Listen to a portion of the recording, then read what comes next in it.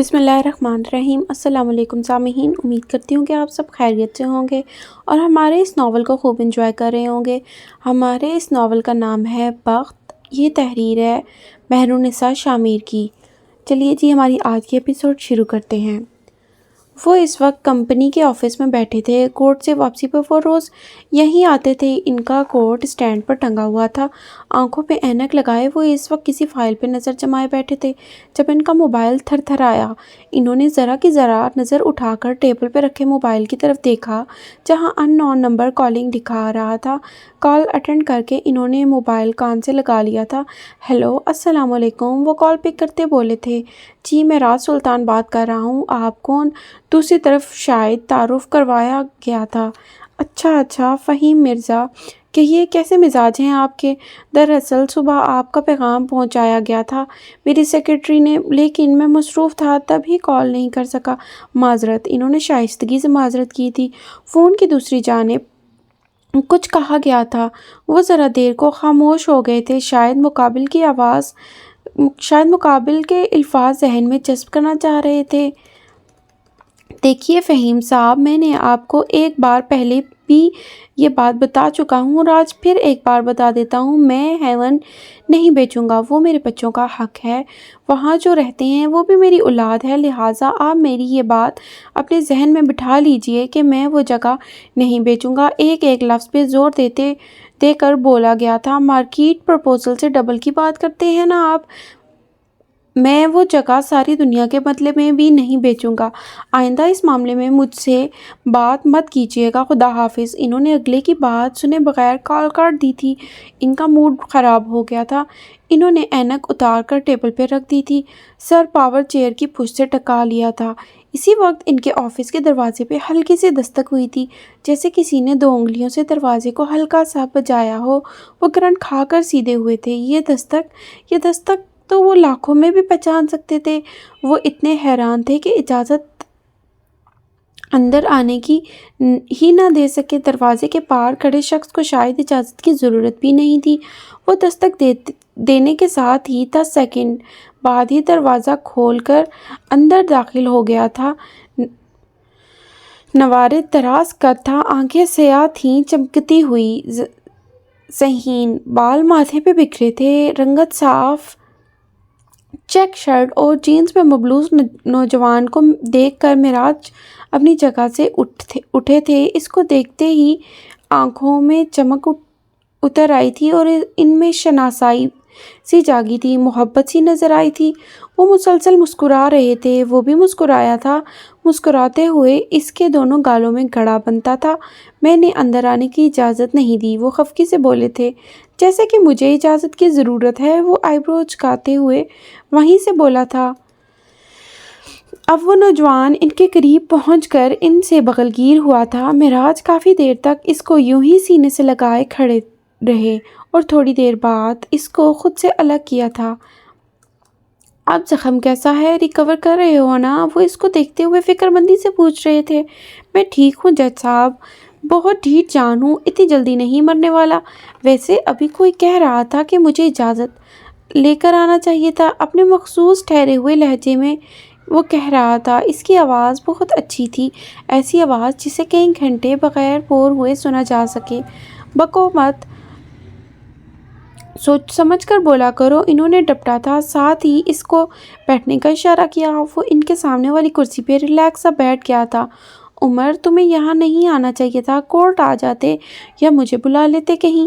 میں نے پتہ کروا لیا تھا، شمس صاحب اور ظفیر آج نہیں آئے، تبھی میں آیا ہوں۔ اب کچھ لوگوں نے تو خود آنے کی زحمت ہی نہیں کی، تو بیمار کو اپنا حال سنانے آنا پڑا۔ تمہیں کیسے پتا وہ دونوں آج نہیں آئے؟ مجھے سب پتا ہوتا ہے، اس نے کندھے اچکائے تھے۔ خیر، کچھ پتا لگا کس نے کیا یہ سب؟ وہ اس کے بازو کی طرف اشارہ کرتے بولے تھے۔ جج صاحب، جس نے بھی یہ کیا تھا نا، وہ اپنی سزا بھگت رہا ہے۔ آپ کو کیا لگتا ہے عمر حیات اپنا خون بہایا جانا بخش دے گا؟ ان کو آسان ہدف لگا تھا، لیکن خیر اب بھگتیں گے۔ وہ محظوظ سا کہہ رہا تھا، جیسے ان کو سبق سکھا کر بہت مزہ آیا تھا۔ اور گاڑی اس کا کیا کیا؟ ریپیئر کروا لی؟ ہاں، میرے باپ کی شوگر ملز لگی ہیں نا، بہت پیسہ ہے میرے پاس۔ جو گاڑی ریپیئر کرواتا وہ جل کے بولا تھا۔ پھر اب تک کیا وہی کنڈیشن ہے گاڑی کی؟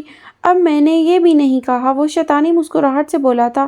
اس رات ان تینوں لوگوں میں سے ایک کے سسر کی ورک شاپ ہے، وہ میرے گھر سے گاڑی لے کر گیا، ریپیئر کروائی اور پھر واپس چھوڑ کر گیا۔ اب چھوڑ دو یہ سارے کام اور سدھر جاؤ۔ اتنا خون بہا کر بھی تمہیں سکون نہیں آ رہا؟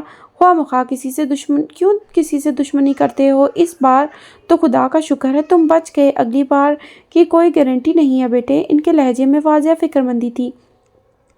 جج صاحب، پہلے یہ خون اتنا قیمتی نہیں تھا، اب یہ بہت قیمتی ہے۔ آنکھوں کے پردے پہ ایک مہربان لڑکی کا چہرہ لہرایا تھا کہ اگر کسی نے اس کا ایک قطرہ بہانے کی کوشش بھی کی تو عمر حیات اس کے ساتھ وہ کرے گا جو اس کی نسلیں یاد رکھیں گی۔ اس کا لہجہ اب بھی دھیما تھا، لیکن اس کی آنکھوں میں ایک سرد سا تاثر تھا۔ اب اس بات کا کیا مطلب ہے؟ آپ نہیں سمجھیں گے، عمر ہو گئی ہے نا آپ کی، اب آپ کو یہ ہم جوانوں کی باتیں کہاں سمجھ آتی ہیں؟ آپ کے اللہ اللہ کرنے کے دن ہیں۔ اچھا، اب بس اتنا بھی بوڑھا نہیں ہوا، وہ خفگی سے بولے تھے، اور پھر ذرا جھک کر دراز سے اپنی چیک بک نکالی تھی۔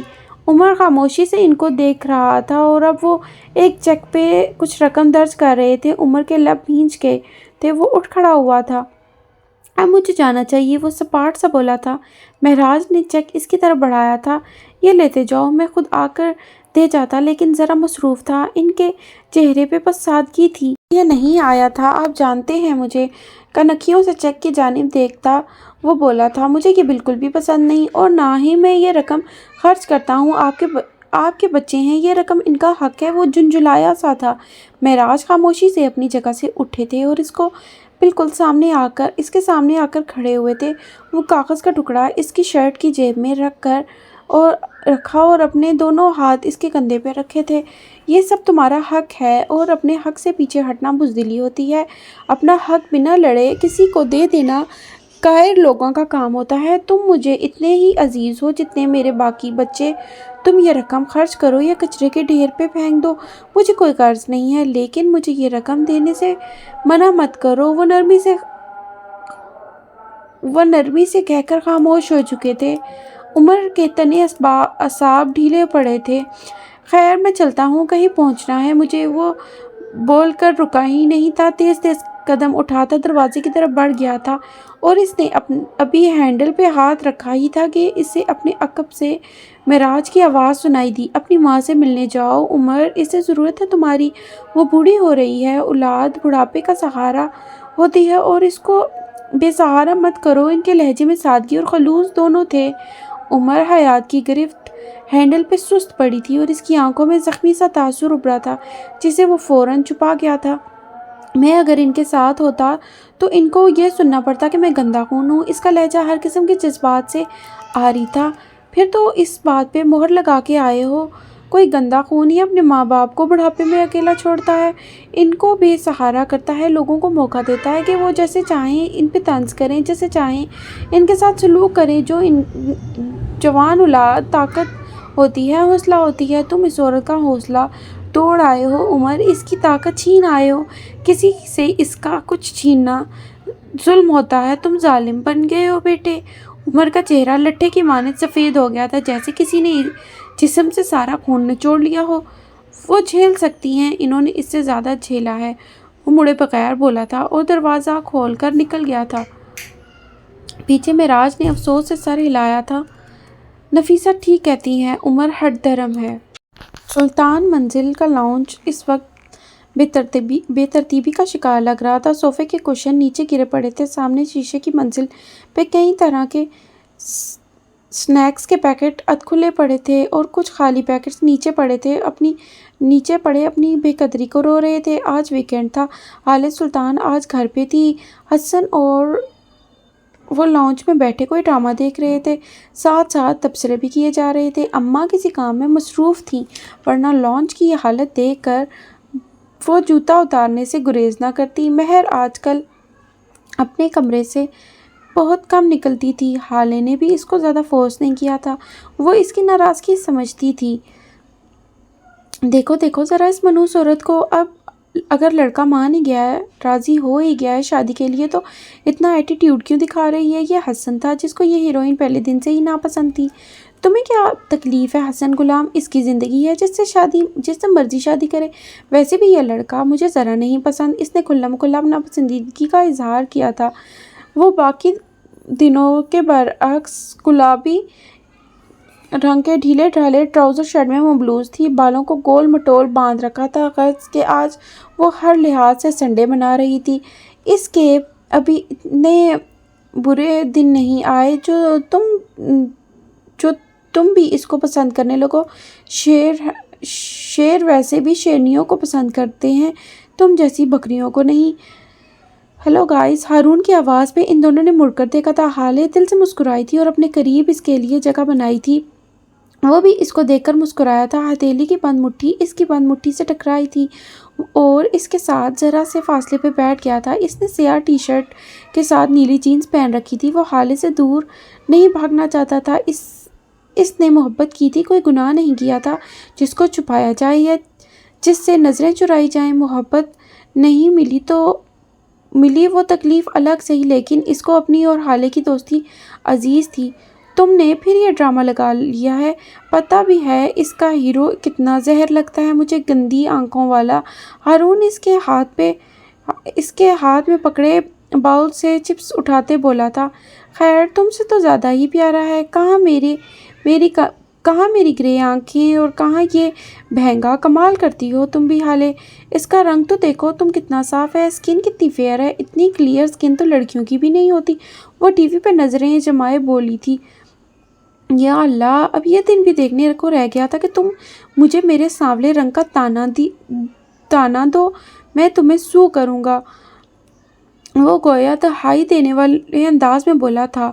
اللہ اللہ ہارون، تم چپ کر کے بیٹھو گے یا تمہیں اٹھا کر باہر پھینکوں؟ دماغ خراب کر رہے ہو؟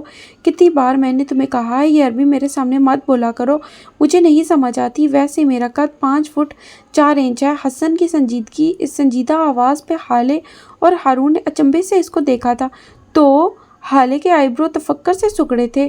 اور میرا وزن 50 کلو ہے۔ وہ کشن گود میں اٹھا رکھتا آلتی پالتی مارتے بیٹھا تھا اور اب بھی سنجیدگی سے بولے جا رہا تھا۔ اب کہ حالے کا دماغ گھوما تھا، تو کیا کروں گینڈے؟ سر پہ اٹھا لوں تمہیں یا کوئی تمغہ دوں؟ کہنا کیا چاہ رہے ہو تم؟ پہلی بات یہ کہ میں گینڈا نہیں ہوں، دوسری بات یہ کہ میں اتنے وزن اور اتنے قد کے ساتھ میں بیٹھا ہوں، آپ کو نظر نہیں آ رہا جو آپ دونوں بول بول کر میرا ڈرامہ سپوائل کر رہے ہیں؟ تیسری بات یہ کہ یہ ہیروئن میری فیورٹ ہے، میں خود کو اس کی آنکھوں میں ڈوبتا محسوس کرتا ہوں۔ اور چوتھی بات یہ کہ آپ دونوں انگلی سے باری باری دونوں کی جانب اشارہ کیا تھا، ہماری آئی کانٹیکٹ نہیں ہونے دے رہے۔ وہ کہہ کر بیٹھا نہیں تھا، فوراً صوفے سے اتر کر بھاگ گیا تھا۔ ابھی میں تمہیں ڈباتی ہوں کراچی کے سمندر پہ، تمہاری مجال کہ تم کسی لڑکی کے بارے میں سوچو، آئی کانٹیکٹ کرو، ہاں بہن کے سامنے نامحرم لڑکی کی تعریف کرو گے، ہاں۔ وہ جارحانہ تیور لیے اس کی جانب بھاگی تھی۔ حالے ادھر آؤ یار، دفع کرو اس کو، تم سے بات کرنی ہے۔ پیچھے سے ہارون نے اس کو پکارا تھا۔ میں اس کو چھوڑوں گی نہیں، یہ بہت بگڑ رہا ہے، وہ تمہیں تنگ کر رہا ہے، ورنہ یہ ہیروئن تو خود اپنے سگے باپ کو بھی اچھی نہیں لگتی ہوگی۔ حسن تو پھر دور کی بات ہے۔ حالے ہنس پڑی تھی۔ بدتمیز، ایسا نہیں کہتے کسی لڑکی کو۔ اور وہ واپس اپنی جگہ پہ آ کر بیٹھتے ہوئے بولی تھی، ہاں تو تم اس کا ایکسنٹ تو دیکھو، بالکل فیک لگ رہا ہے۔ اچھا چھوڑو، دفع کرو، تم نے کوئی بات کرنی تھی نا۔ وہ مکمل طور پر اس کی طرف متوجہ ہوئی تھی۔ اس دن سفیر اتنے غصے میں کیوں تھا؟ وہ سیدھا مدعے پہ آیا تھا۔ حالے نے ایک گہری سانس بھری تھی۔ ان کو لگتا ہے کہ اس دن مومانی جان کے آنے کا مجھے پتا تھا اور وہ میری مرضی سے آ رہی تھیں، اور یہ سب ان کو چچی نے بتایا تھا۔ تو تم نے کیا کہا؟ وہ اپنی گرے آنکھوں کو حالے پہ مرکوز کیے پوچھ رہا تھا۔ ظاہر ہے سچ بتایا، میں واقعی نہیں جانتی تھی۔ اس نے یقین کیا۔ مجھے نہیں لگتا ان کو یقین آیا میری بات کا، میں چہرہ پڑھ لیتی ہوں۔ ان کی آنکھوں میں یقین نہیں تھا، انہوں نے بس سن لی، بات مانی نہیں۔ ایک بات کہوں حالے، کانوں کا کچا مرد محبت تو کر سکتا ہے لیکن نبھا نہیں سکتا۔ ایسے مرد کے ساتھ ہر دن ایک آزمائش ہوتا ہے۔ تمہیں یقین ہے کہ تم اس کے ساتھ خوش رہ لو گی؟ اس کے لہجے میں کوئی تفکر، کوئی جلن نہیں تھا۔ اس کا لہجہ سادہ تھا، مخلص تھا۔ پلیز اب تم شروع مت ہو جانا۔ ویسے کیا کم مسئلے ہیں جو تم مزید بڑھا رہے ہو؟ ان کے ساتھ میں رہ لوں گی، میری زندگی ہے، میری چوائس ہے، جیسا تم بہتر سمجھو۔ میں پھر بھی یہی کہوں گا کہ تم ایک بار پھر سوچ لو۔ اچھا تم یہ سب چھوڑو، یہ بتاؤ کہ اس بار مجھے برتھ ڈے پہ کیا گفٹ دوگے؟ ایک ہفتہ ہی تو رہ گیا ہے، بس ڈھیر ساری دعائیں، اور بھلا کیا دے سکتا ہوں؟ وہ چہرے پہ مسکینیت طاری کرتا ہوا بول رہا تھا۔ مجھے تو ہیرا چاہیے، بلکہ چلو ابھی چل کر خرید کر آتے ہیں، لنچ بھی باہر کریں گے، میں بور ہو رہی ہوں۔ وہ فوراً اٹھ کر کھڑی ہوئی تھی۔ ہیرے پیسوں سے آتے ہیں، اس وقت میں کنگال ہو گیا ہوں۔ مس حالے سلطان، مجھے بیچ آؤ، پھر لے لینا ہیرے جواہرات۔ اللہ اللہ، اب تم اٹھ رہے ہو یا میں جاؤں اکیلی؟ چینج تو کر کے آ جاؤ، چلتے ہیں۔ وہ صوفے سے ٹیک لگا کر بیٹھ گیا تھا۔ اور اس میں کیا برائی ہے؟ اچھی خاصی تو لگ رہی ہوں، وہ اپنے گلابی ٹراؤزر شرٹ کی سلوٹیں درست کرتی ہوئی بولی تھی۔ خاموشی سے جاؤ اور چینج کر کے آؤ۔ ایک بات اور، کوئی ایسا جوڑا پہنو جس کا دوپٹہ کم سے کم 4 گز کا ہو۔ چلو اب چلتی پھرتی نظر آؤ مجھے۔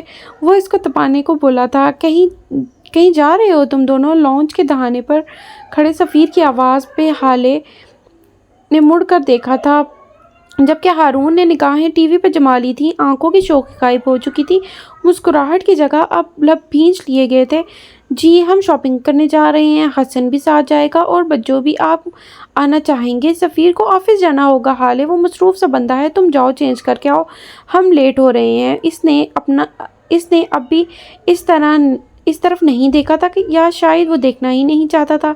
شور کیوں نہیں، ویسے بھی آج سنڈے ہے، میں آفس سے چھٹی ہے، میں چینج کر کے آتا ہوں۔ تم میرے ساتھ چلنا حالے۔ وہ جیسے آیا تھا ویسے ہی چلا گیا تھا۔ حالے بھی تیار ہونے کو چلی گئی تھی، ابھی اس کو مہرماں کو بھی راضی کرنا تھا۔ معراج سلطان کو آج آفس سے کافی دیر ہو چکی تھی، لیکن حسینہ بیگم ان کو کہیں نظر نہیں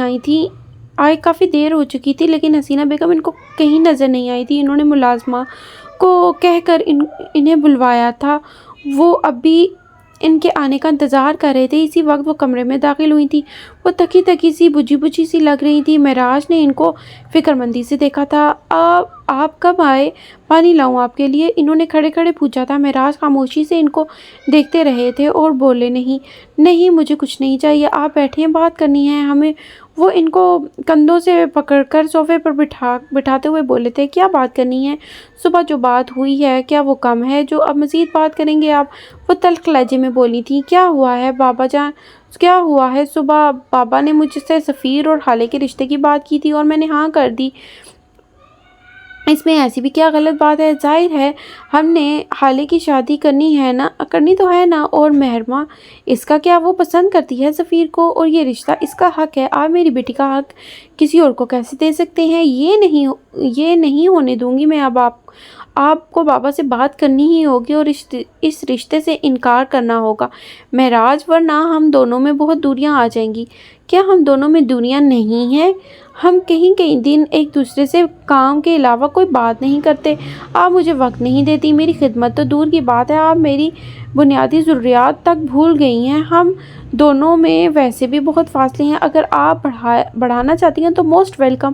وہ ایسے ٹھنڈے لہجے میں بولے تھے کہ حسینہ کو اپنی ریڑھ کی ہڈی میں سنسنی سی محسوس ہوئی تھی۔ رہی بات پسند کی، تو ہزاروں لڑکیاں ہیں جو سفیر کو پسند کرتی ہیں، تو کیا ایک سے شادی کرتا پھرے گا وہ؟ میری بیٹی کسی کا حق نہیں چھین رہی۔ سفیر اور وہ ایک دوسرے کو پسند کرتے ہیں۔ اگر سفیر مہر کو پسند کرتا تو میں اپنی بیٹی کو ان دونوں کے بیچ سے ہٹا لیتا۔ میری بیٹی اتنی باوقار ہے کہ وہ ہٹ بھی جاتی۔ وہ آپ کی بھی بیٹی ہے، آپ کو خوش ہونا چاہیے اس کی خوشی میں۔ آپ کیوں بے جا ضد پر اڑی ہیں؟ وہ جیسے تھک کر بولے تھے۔ میں کچھ نہیں جانتی معراج، حالے کی شادی ہارون سے بھی ہو سکتی ہے، لیکن مہر اس کے لیے کہیں اور کا سوچ بھی نہیں سکتی۔ میں میں یہ رشتہ نہیں ہونے دوں گی۔ آپ لکھ لیں میری بات، میری بیٹی کا حق نہیں مار سکتے آپ۔ وہ آنکھوں میں آنسو بھر کر بولی تھی۔ یہ ان کا آخری حربہ تھا۔ معراج ان کی آنکھوں میں آنسو نہیں دیکھ سکتے تھے، وہ ان کی محبوب بیوی تھی۔ معراج نے کوئی جواب نہیں دیا تھا۔ وہ خاموشی سے کمرے کی کھڑکی میں جا کر کھڑے ہو گئے تھے اور ان کی نظریں باہر لان میں بیٹھے حالے اور حسن پر جمی ہوئی تھی۔ کافی دیر بعد جب وہ بولے تو ان کی آواز سنجیدہ تھی۔ آپ مجھ سے عمر میں 5 سال بڑی تھیں، طلاق یافتہ تھیں، لیکن میں نے پھر بھی آپ سے شادی کی اور آپ کا ماضی سوائے بابا کے کسی کو نہیں بتایا۔ شادی کے 10 سال تک ہماری اولاد نہیں ہوئی تھی۔ میں نے آپ کو تانا تو دور، ایک ایسا لفظ بھی نہیں بولا جس سے آپ کی دل آزاری ہو۔ آپ کے سابقہ شوہر کے بیٹے کو آج تک میں فائنینشلی سپورٹ کرتا ہوں۔ 19 سال بیگم، 19 سال سے آپ مجھ سے غافل ہیں۔ میں بیمار ہوں، ٹھیک ہوں، مر رہا ہوں، جی رہا ہوں، آپ کو کچھ بھی نہیں پتا ہوتا۔ لیکن مہر، اس نے کیا کھایا، کیا پیا، یہاں تک کہ اس نے آج دن میں کتنے الفاظ بولے، آپ کو سب یاد ہوتا ہے۔ آپ کی نمازیں، آپ کے نوافل ہر گزرتے دن کے ساتھ لمبے ہوتے جا رہے ہیں، لیکن مجھ سے بات کرنے کو آپ کے پاس چند منٹ نہیں ہوتے۔ وہ بچی مہرماں آپ کی بیٹی نہیں رہی، وہ آپ کا جنون بن چکی ہے، اور جنون سے جتنی جلدی جان چھڑوائی جائے اتنا ہی اچھا ہوتا ہے۔ میں نے آپ کے سارے حقوق ادا کیے ہیں، اب وقت آ گیا ہے کہ آپ میرے حقوق کا حساب دیں۔ آپ سے محبت کے سوا حق ادا آپ سے محبت کے سارے حق ادا کیے ہیں۔ اب بیٹی کی باری ہے۔ جتنی محبت آپ سے کرتا ہوں اس سے 1000 گنا زیادہ میں اپنی بیٹی سے کرتا ہوں۔ میری ایک بات یاد رکھیں، اگر حالے اور سفیر کا رشتہ آپ کی وجہ سے ٹوٹا، اس گھر میں ایک اور رشتہ ٹوٹے گا، آپ کا اور میرا رشتہ۔ ان کا لہجہ برف کی طرح ٹھنڈا تھا۔ حسینہ نے بے یقینی سے ان کو دیکھا تھا۔ آپ مجھے چھوڑ دیں گے؟ مجھے، وہ اپنے سینے پہ انگلی سے دستک دیتے پوچھ رہی تھی۔ آپ ایسا سوچ بھی کیسے سکتے ہیں؟ میں وہی ہوں جس سے شادی کرنے کو آپ نے 6 سال میرے ابا کے در پہ چکر لگائے تھے، کتنے وعدے، کتنے عہد کیے تھے آپ نے۔ آج اس دن کے لیے ان کے آنسو ٹپ ٹپ بہہ رہے تھے، ان کے لہجے میں دکھ تھا۔ معراج کے دل کو کچھ ہوا تھا، وہ ان کے قریب آ کر بیٹھ گئے تھے اور ان کے دونوں ہاتھ تھام لیے تھے۔ حسینہ نے ہاتھ چھڑوانا چاہا لیکن معراج نے گرفت مضبوط کر دی تھی۔ میں نہیں جانتا کون سا گلٹ آپ کو کھائے جا رہا ہے، کون سا راز آپ کو کھوکھلا کر رہا ہے، کیا چیز آپ کے دل کا خون چوس رہی ہے، میں نہیں جانتا، لیکن میں یہ جانتا ہوں کہ کچھ راز کھول دینے چاہیے، کچھ گلٹس کو نوچ کر باہر پھینک دینا چاہیے۔ باتوں کو کہہ دیا کریں، دل ہلکا ہو جاتا ہے۔ صحیح وقت پہ قابل اعتبار لوگوں کے ساتھ میں آپ کا صحیح وقت ہوں، مجھ پہ اعتبار کر کے دیکھیں ایک بار۔ میں آپ سے وعدہ کرتا ہوں آپ کو مایوس نہیں کروں گا۔ ان کے لہجے میں مان تھا، یقین دہانی تھی۔ حسینہ کے جی میں آیا کہ سب کچھ کہہ دے، سب بتا دے، لیکن پھر ایک آواز ان کے کان کے پردے پہ لہرائی تھی۔ کوئی آپ کا مخلص نہیں، کوئی آپ کا خلوص نہیں سمجھے گا، کوئی آپ کا یقین نہیں کرے گا، کوئی بھی ان کے کانوں میں مسلسل یہی تکرار چلتی رہی، اور پھر وہ بالآخر، مجھے جانے دیں، مجھے مہر کو بخار ہے، میں آج رات اسی کے پاس رہوں گی، وہ سپاٹ سے لہجے میں بولی، نرمی سے اپنے ہاتھ چھڑاتی کمرے سے نکل گئی تھی۔ معراج صاحب نے افسوس سے ان کو جاتے دیکھا تھا۔ چھوٹے سے لان والا گھر اب اداس نہیں تھا، اجڑی ہوئی گھاس کو گویا نئی زندگی ملی تھی۔ عمر اپنی چھوٹی سی سائیکل پہ یہاں سے وہاں چکر لگا رہا تھا۔ نفیسہ کو پاکستان واپس آئے 2 مہینے بیت گئے تھے۔ ان کا سارا دن مصروف گزرا تھا کہ وہ اب لا کی پریکٹس نہیں کر رہی تھی، لیکن پھر بھی وہ گھر سے تیار ہو کر روزانہ اسی وقت نکلتی جیسے پہلے نکلتی تھی۔ ان کے معاملات میں کوئی فرق نہیں آیا تھا۔ آج وہ گھر پہ تھیں اور انہوں نے زری کو بھی اپنے گھر پہ بلا رکھا تھا۔ چھوٹی سی گول میز پر کھانے کے برتن اب بھی رکھے تھے جنہیں زری اٹھا کر کچن میں رکھ رہی تھی، جبکہ نفیسہ خاموشی سے ان کو دیکھ رہی تھی۔ زری، تمہارا اور میرا کیا تعلق ہے؟ نفیسہ کے اچانک سوال پر زری نے اچنبھے سے ان کو دیکھا تھا۔ کیا مطلب اس بات کا؟ ہم دونوں بچپن کی دوستیں ہیں، میں تمہاری کزن کی بیوی بھی ہوں۔ دوست کون ہوتا ہے؟ ان کا لہجہ سنجیدہ تھا۔ زری کو کچھ گڑبڑ کا احساس ہوا تھا۔ ان کے برتن اٹھاتے ہاتھ تھمے تھے۔ وہ نفیسہ کے ساتھ رکھی کرسی کو بھی کھینچ کر اس پر بیٹھ گئی تھی۔ کیا کہنا چاہتی ہو؟ کھل کر کہو۔ دوست وہ ہوتا ہے جو آپ کے برے میں آپ کا ساتھ دے، آپ کو سپورٹ کرے، آپ سے وفادار رہے، جس کے ساتھ آپ اگر دن کے 10 منٹ بھی گزاریں تو آپ کے دل کو خوشی محسوس ہو، جس سے آپ ہر بات بنا جھجک کہہ سکیں، جو آپ کی آنکھوں میں دیکھ کر سمجھ جائے کہ آپ ٹھیک نہیں ہیں، جو آپ کے لہجے سے اندازہ لگا لے کہ آپ کے ساتھ کوئی مسئلہ ہے۔ وہ بولنے پہ آئیں تو بولتی ہی چلی گئیں۔ اور کیا ان سب میں سے کوئی ایسا کام ہے جو میں نے ہماری دوستی میں نہ کیا ہو؟ ان کا لہجہ سپاٹ تھا۔ نہیں نفیسہ، آج کیا ہو گیا تمہیں؟ ایسی باتیں کیوں کر رہی ہو؟ میرا دل بیٹھا جا رہا ہے۔ میں نے تم سے کوئی شکایت تو نہیں کی؟ تمہیں کیسے پتہ چلا کہ میری گاڑی کو بیکری کے سامنے آگ لگائی گئی تھی، جبکہ نیوز میں ایسی کوئی بات بھی نہیں آئی؟ نیوز میں صرف یہ بتایا گیا تھا کہ میری گاڑی کو آگ لگا دی گئی تھی۔ انہوں نے جگہ مینشن نہیں کی تھی۔ ان کا لہجہ سرد تھا، پر جیسا سرد زری کے مانو تو کاٹوں تو لہو نہیں بدن میں۔ بہت دیر بعد وہ بولنے کے قابل ہوئی تھی۔ دراصل زری نے بولنا چاہا، لیکن وہ اس کی نہیں سن رہی تھی۔ تمہیں کیسے پتا کہ میرے اکاؤنٹس فریز کر دیے گئے ہیں، جبکہ میں نے تو یہ بات نہیں بتائی تھی اور نہ کسی نیوز چینل نے یہ بات نشر کی تھی؟ میں نے چیک کیا تھا۔ تم مجھے ایک موقع دو، میں تمہیں سب سمجھاتی ہوں۔ وہ بہت گھبرائی ہوئی سی بولی تھی۔ تمہیں کیسے پتا چلا کہ عمر کو اسکول سے نکال دیا گیا ہے، جبکہ میں روزانہ عمر کو یونیفارم پہنا کر تیار کر کے اپنے ساتھ لے جاتی تھی؟ میں نے تو کسی کو اس بات کی بھنک تک نہیں پڑنے دی کہ تمہیں کیسے پتا چلا زری؟ مجھے بتاؤ۔ وہ چبا چبا کر بول رہی تھی۔ ان کی آنکھوں میں ان کی آنکھوں میں مان ٹوٹنے کا دکھ تھا۔ عمر کو دوائی تم دیتی تھی نا؟ میں تو سارا دن اس کی رپورٹس ہاتھ میں لیے ایک اسپتال کا چکر لگاتی تھی۔ میں نے تو عمر کو خدا کے بعد تمہارے آسرے پہ چھوڑا تھا۔ تم خدا کو کیا جواب دو گی زری؟ میں مجبور تھی نفیسہ بالآخر وہ ہارے ہوئے لہجے میں بولی تھی۔ انہوں نے مجھے دھمکی دی تھی کہ وہ میرے بچوں کو مار دیں گے، وہ میرے شوہر کو مار دیں گے۔ میں ڈر گئی تھی، اور تم نے ان کے کہنے پر میرے بچے کو ڈرگز دینی شروع کر دی۔ کیا ہوتا اگر اس ڈرگز میں کوئی زہر ملا دیتا؟ اپنے بچے کو بچانے کے لیے میرے بچے کو قربان کر دیا تم نے۔ ایک بار بھی یہ نہیں سوچا کہ اگر عمر کو کچھ ہو گیا تو نفیسہ کیا کرے گی؟ بس کر دو نفیسہ، بس ہم دونوں ایک جیسے ہیں۔ اگر میں نے اپنے بچوں کو اور شوہر کو بچانے کے لیے عمر کو ڈرگز دی تو میں بری اور دھوکے باز بن گئی، اور جب تم نے اپنے لے پالک بچے کو بچانے کے لیے کیس چھوڑ دیا تو تم مجبور ہو۔ ہم دونوں غلط نہیں ہیں نفیسہ، ہم دونوں بس مائیں ہیں۔ مجھے میرے بچے کی جان بچانی تھی اور تمہیں اپنے بیٹے کی بچانی تھی۔ ہم دونوں اپنی اپنی جگہ پہ مجبور تھے۔ ہمارے ہاتھ بندھے تھے اپنے سے جڑے رشتوں کو بچانے کے لیے۔ ہم سب آؤٹ آف وے جاتے ہیں، اور میں نے بھی بس یہی کیا تھا۔ بس یہی وجہ ہے کہ عمر کو کچھ ہوا تو نہیں نا؟ وہ تو زندہ ہے۔ تم نے تو ایک لڑکی کو مار دیا، اس کا کوئی حساب ہے؟ اپنے گریبان میں تو جھانکو، اپنا اعمال نامہ بھی دیکھو۔ نفیسہ نے خاموشی سے اس کی ساری تقریر سنی تھی اور پھر اسی خاموشی سے اٹھ کر اپنے کمرے میں چلی گئی۔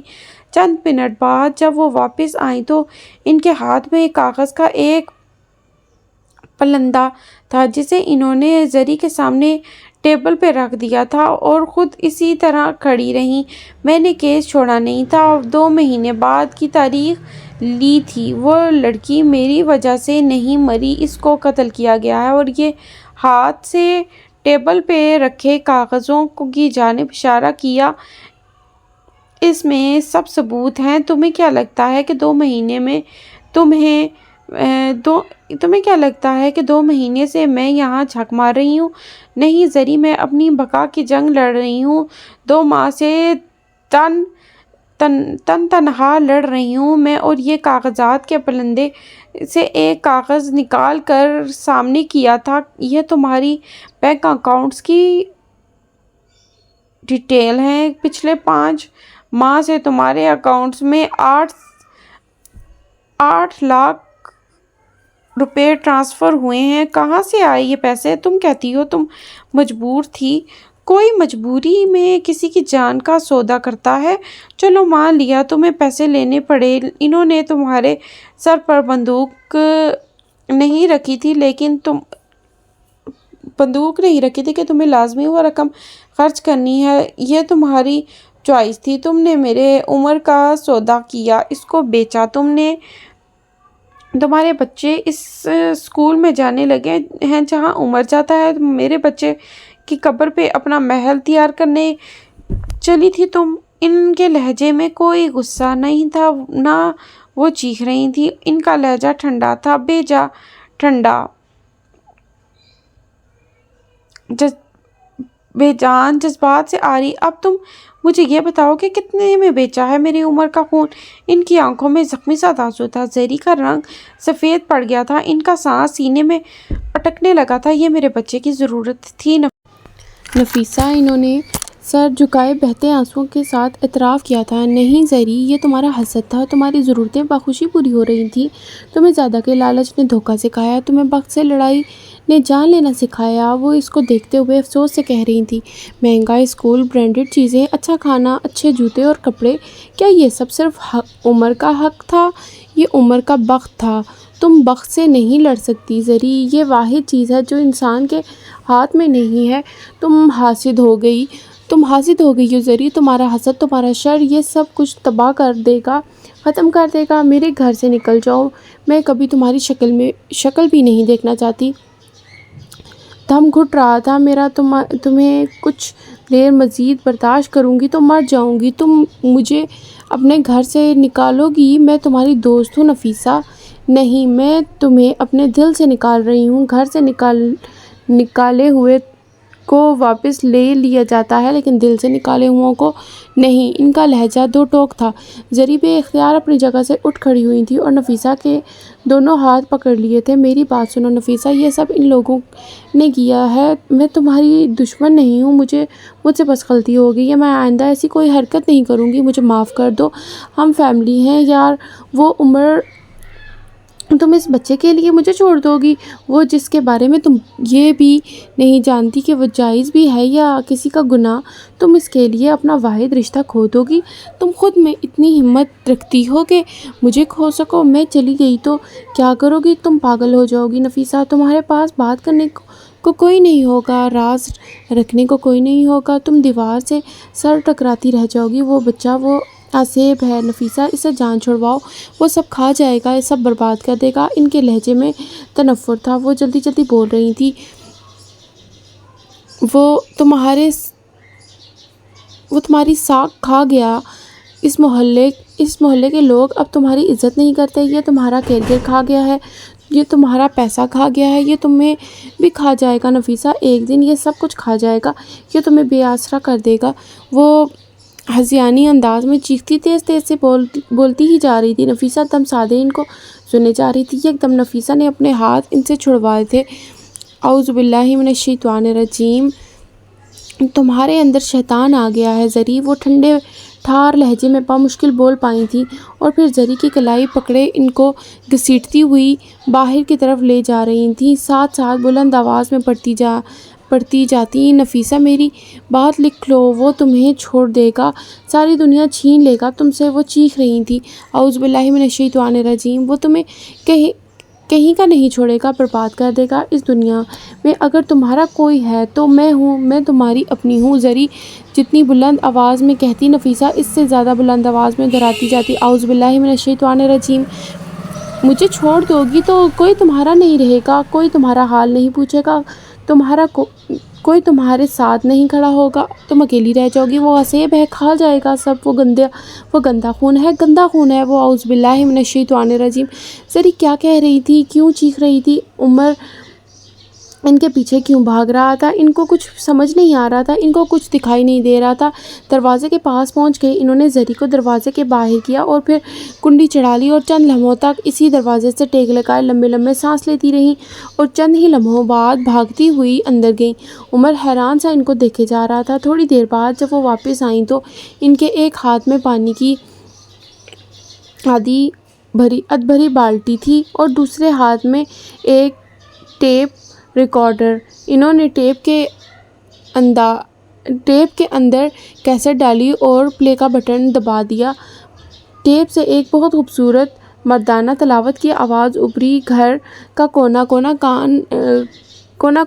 کان بن گیا۔ ٹیپ سے نکلتی آواز لہراتی ہوئی نفیسہ کے کانوں میں پڑتی تھی۔ وہ سر پہ دوپٹہ اوڑھے روتے ہوئے اس آواز کو سنے گئی۔ ٹیپ سے سورۃ بقرہ کی تلاوت کی آواز آتی تھی۔ ترجمہ: بے شک وہ جن کی قسمت میں کفر ہے انہیں برابر چاہیے تم انہیں ڈراؤ یا نہ ڈراؤ، وہ ایمان لانے کے نہیں ہیں۔ عمر ان کے قریب آ کے بیٹھ گیا تھا۔ نفیسہ کے آنسو متواتر بہے جا رہے تھے۔ اللہ نے ان کے دلوں اور کانوں پہ مہر لگا دی اور ان کی آنکھوں پر پٹی باندھ دی اور ان کے لیے بڑا عذاب ہے۔ اب وہ اٹھ کر ادھ بھری بالٹی میں سے پانی نکالتی، چپس کے فرش پر ڈالتی جاتی اور ساتھ ساتھ روتی جاتی۔ پس منظر میں وہی مردانہ آواز گونجتی رہی تھی، ان کے دلوں میں بیماری ہے تو اللہ نے ان کی بیماری کو اور بڑھا دی اور ان کے لیے دردناک عذاب ہے بدلہ ان کے جھوٹ کا۔ اب وہ ایک کپڑے سے فرش کو رگڑ کر صاف کر رہی تھی۔ عمر اپنی جگہ سے اٹھا تھا اور نفیسہ کے قریب چلا گیا تھا، اور جب ان سے کہا جائے زمین میں فساد نہ کرو تو کہتے ہیں ہم تو سنوارنے والے ہیں۔ سنتا ہے وہی فسادی ہیں، لیکن ان کو شعور نہیں۔ نفیسہ نے روتے روتے ہچکی لی تھی اور یہاں ٹیپ کی آواز بند ہو گئی تھی، شاید اس کی چارجنگ ختم ہو گئی تھی۔ نفیسہ دیوانہ وار فرش کو رگڑ رہی تھی۔ اماں کیا کر رہی ہیں آپ؟ رو کیوں رہی ہیں اور یہ فرش کیوں دھو رہی ہیں؟ اس کو چھوڑو، ماسی بشیرہ کر دے گی۔ لوگ آپ کے کپڑے خراب ہو رہے ہیں۔ وہ خوف زدہ سب لگتا تھا اور تھوڑا فکر مند بھی۔ بیٹے ہمارے گھر میں شیطان آ گیا تھا، اس نے سارا گھر ناپاک کر دیا ہے، اس کو صاف کرنا ہوگا، مجھے یہ کرنا ہی ہوگا۔ وہ اس کی طرف دیکھے بغیر بولی تھی، ہاں شیطان گھر کے اندر کیسے آ سکتا ہے اور آپ نے خالہ کو کیوں نکالا؟ شیطان آ سکتا ہے بیٹا، وہ زری کے اندر آ گیا تھا، تم نہیں جانتے؟ میں جانتی ہوں، وہ آیا تھا، اس نے میرے دل میں وسوسہ ڈالا ہے، اس نے زری کے ذریعے میرے دل میں وسوسہ ڈالا ہے۔ وہ آیا تھا، مجھے اس گھر کو پاک کرنا ہوگا، اس دل کو پاک کرنا ہوگا۔ اور اس کو جواب دے کر وہ ایک بار پھر اپنے کام میں جٹ گئی تھی۔ فرش پہ پانی گراتی وہ بلند آواز میں دہراتی، اعوذ باللہ من الشیطان الرجیم۔ عمر چند لمحے عجیب سی نظروں سے ان کو دیکھتا رہا اور پھر اس نے اپنے ہاتھوں کے پیالے میں پانی بھر کر فرش پہ گرانا شروع کر دیا۔ اب نہیں آ سکتا وہ، میں سارا گھر صاف کر دوں گا۔ وہ پانی گراتا جاتا اور ماں کی طرح دہراتا جاتا، اعوذ باللہ من الشیطان الرجیم۔ صبح کے برعکس اس وقت موسم بہت خوشگوار سا تھا۔ آسمان پہ ہلکے کالے بادل تھے۔ حالے نے محرمہ کو بڑی مشکلوں سے اپنے ساتھ آنے پر راضی کیا تھا۔ ہارون گھر کے باہر گاڑی میں بیٹھا حالے کا انتظار کر رہا تھا، جبکہ سفیر ان دونوں کے ساتھ گھر سے نکلا تھا اور اس نے اپنے ڈرائیور کو چھٹی دے دی تھی۔ ویسے بھی اس سے جب بھی فیملی کے ساتھ کہیں جانا ہوتا تو وہ خود ہی ڈرائیو کرتا تھا۔ تم میرے ساتھ آؤ گی نا؟ گیٹ کے باہر گاڑی کے قریب اس نے حالے سے پوچھا تھا۔ نہیں، میں ہارون کی گاڑی میں آؤں گی، آپ اور آپی ساتھ آ جائیں۔ اوکے، نو کمنٹس۔ وہ ہاتھ اٹھاتے سلجھو انداز میں بولا تھا۔ حالے اور حسن ہارون کی گاڑی میں بیٹھے تھے، جبکہ سفیر کے ساتھ بس محرمہ تھیں۔ گاڑی میں تھوڑی دیر تک گمبھیر خاموشی رہی تھی اور پھر سفیر نے خود ہی بات کا آغاز کیا تھا۔ تمہیں پتہ ہے محرمہ، ہارون بیچارہ اپنی جگہ پہ صحیح تھا، وہ بالکل ٹھیک تھا، اس کو مجھ سے انسیکیورٹی ہی ہونی چاہیے تھی۔ وہ مخصوص سا بول رہا تھا۔ کیا مطلب؟ آپ کیا کہنا چاہتے ہیں؟ وہ تھکی تھی، ساری دنیا سے بیزار سی۔ دیکھو، جو مرد ہوتا ہے نا، وہ عورت کو سمجھے یا نہ لیکن دوسرے مرد کی نظر سمجھ جاتا ہے۔ ہارون کو بھی میری نظر سمجھ آ گئی تھی، اس نے میری آنکھیں پڑھ لی تھیں، اس کو میری آنکھوں میں حالے کا عکس دکھتا تھا، تب ہی تو وہ مجھ سے چڑھتا تھا اور حالے کو مجھے دور رکھتا تھا۔ لیکن دیکھو کیا ہوا، وہ یہ نہیں کر پایا۔ آخر میرے چارم سے کوئی کیسے بچ سکتا ہے؟ پور ہارون، چھی۔ آخر میں اس نے ہلکا سا کہکا لگایا تھا، جیسے اپنی ہی بات کو انجوائے کیا ہو، جبکہ محرمہ کا رنگ بجھ سا گیا تھا، اس کے دل کو دھکا سا لگا تھا۔ آپ اس سے محبت کرتے ہیں؟ اس نے پتہ نہیں کیوں اور کس دل سے یہ سوال پوچھا تھا۔ ظاہر ہے وہ خاندان کی سب سے حسین لڑکی ہے، انٹیلیجنٹ ہے، بولڈ ہے، آف کورس میں اس کو پسند کرتا ہوں، اس سے کون محبت نہیں کرے گا؟ اور حالے کیا وہ بھی یہی جذبات رکھتی ہے آپ کے لیے؟ آپ شور ہیں سفیر سلطان کو کسی کی محبت کی ضرورت نہیں ہے، وہ اگر مجھ سے محبت نہ بھی کرتی ہوتی تب بھی میں اس کو اپنا لیتا۔ تم خود سوچو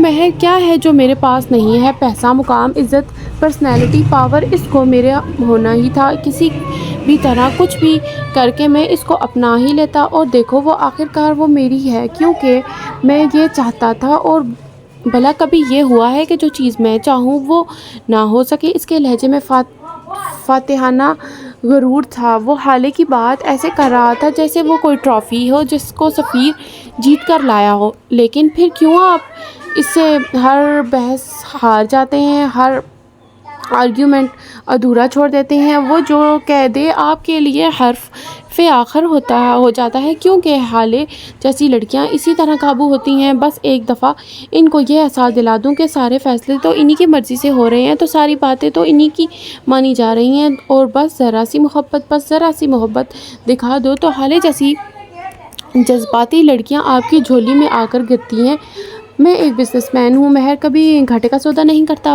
مجھے پتہ ہے کہ کب کہاں کیا بولنا ہے، کیا کرنا ہے۔ دیکھنا ایک دن آئے گا جب حالے مجھ سے آرگیومنٹ تو چھوڑو میری کسی بات سے اختلاف بھی نہیں کرے گی۔ اور آپ یہ بات مجھے کیوں بتا رہے ہیں؟ میں سمجھ گئی ہوں، آپ کو مجھ سے فیور چاہیے ہوگی نا، ہے نا؟ وہ زخمی مسکراہٹ کے ساتھ بولی تھی۔ واہ یار، تم تو بہت ذہین ہو۔ ظاہر ہے مجھے فیور چاہیے، وہ کھل کر مسکرایا تھا۔ اور آپ کو کیوں لگتا ہے کہ میں آپ کا کوئی کام کروں گی؟ اس کا انداز چیلنجنگ نہیں تھا، اس کا لہجہ ہارا ہوا تھا، شکستہ۔ او کم آن یار، میں جانتا ہوں تم مجھے انکار نہیں کر سکتی۔ مہر نے گہری سانس بھری تھی، البتہ کچھ کہا نہیں تھا۔ تم بس ممی سے یہ کہہ دو کہ تم مجھ سے شادی نہیں کرو گی، تم کرنا ہی نہیں چاہتی، کر لو گی نا؟ اس نے ایسا مان سے پوچھا تھا کہ مہر انکار نہیں کرنے کی جرات ہی نہیں کر سکی تھی۔ وہ خاموشی سے کھڑکی سے باہر بھاگتی گاڑیاں دیکھنے لگی تھی، ساتھ ان کو گنتی جاتی، 1 2 3۔ سفیر کی گاڑی کے برعکس ہارون کی گاڑی کے اندر کا ماحول خوشگوار تھا، میوزک، ہلکی پھلکی باتیں، ایک دوسرے پہ جملے کسنا۔ یہ صبح تمہارے دادا جان نے کیوں عدالت لگا رکھی تھی؟ گھر کے سب بڑے ان کے کمرے میں جمع تھے۔ فروا چچی کو بھی میں نے وہیں سے نکلتے دیکھا تھا، کافی غصے میں تھی، اور پھوپھی جان بھی اداس تھی۔ ہارون نے میوزک کی آواز کم کرتے ہوئے حالے سے پوچھا تھا۔ حالے نے ایک نظر پچھلی سیٹ پہ بیٹھے حسن کو دیکھا تھا اور کوئی جواب نہیں دیا تھا۔ ہارون سمجھ گیا تھا، تب ہی حسن کو مخاطب کرتا بولا تھا، حسن میری بات سنو، تمہاری بہن کا رشتہ طے ہونے والا ہے، اور مجھے یہی لگتا ہے کہ صبح یہ گول میز کانفرنس اسی لیے لگی تھی۔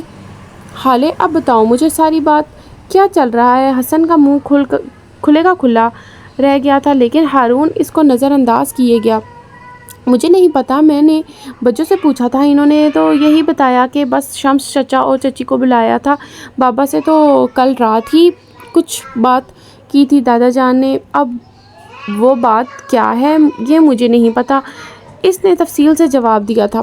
یہ چل کیا رہا ہے کوئی مجھے بھی بتائے گا؟ میں تمہارا بھائی ہوں، تمہارا وارث، میرے بغیر کوئی کیسے تمہارا رشتے کی بات کر سکتا ہے؟ اور ہارون بھائی آپ کب لائیں؟ رشتہ میں کہاں تھا؟ وہ حیران سا سوال پہ سوال کیے جا رہا تھا۔ میرا پیارا بھائی، حالے کو اس پہ پیار آیا تھا۔ کتنی فکر ہے نا تمہیں میں ایویں ہی تم سے اتنا لڑتی رہتی ہوں، اب پکا تمہیں کبھی تنگ نہیں کروں گی۔ کتنا اچھا ہے نا میرا بھائی؟ ہارون سے تائید چاہی تھی۔ میں رشتہ نہیں لایا، سفیر اور حالے کی بات ہو رہی ہے، وہ سنجیدہ سا بولا تھا، اور ان دونوں کا نام سار لیتے دل 1000 بار ٹوٹا تھا۔ کیا وہ چلایا تھا، نہیں یہ کیسے ہو سکتا ہے، میں یہ نہیں ہونے دوں گا۔ تم سفیر بھائی سے شادی کیسے کر سکتی ہو؟ میں کرنے ہی نہیں دوں گا۔ کیوں نہیں کر سکتی؟ بتانا پسند کرو گے گینڈے؟ وہ تب کے بولی تھی۔ تم ہارون بھائی سے شادی کرو اور رخصت ہو جاؤ۔ سلطان منزل سے آئی سمجھ وہ دو ٹوک لہجے میں بولا تھا۔ ہارون نے مسکراہٹ دبائی تھی جبکہ خالے کو تو آگ ہی لگ گئی تھی۔ میں نے ابھی جوتا اتارنا ہے اور تمہارے سر پہ مارنا ہے۔ تمہیں آخر تکلیف کیا ہے میری اور سفیر کی شادی سے؟ تکلیف ہی تو ہے، آدھی زندگی تو تم میرے سر پہ مسلط رہی ہو اور اب سفیر بھائی سے شادی کر کے تم سلطان منزل کی ملکہ ہی بن جاؤ گی، اور میری نہ پہلے کوئی عزت تھی اور نہ اب ہوگی۔ کیا نہیں سوچا تھا میں نے کہ تم ہارون بھائی سے شادی کر کے چلی جاؤ گی اور میں سلطان منزل کا بے تاج بادشاہ بنوں گا، لیکن نہیں، تم سے کہاں برداشت ہوگی میری حکومت بھائی۔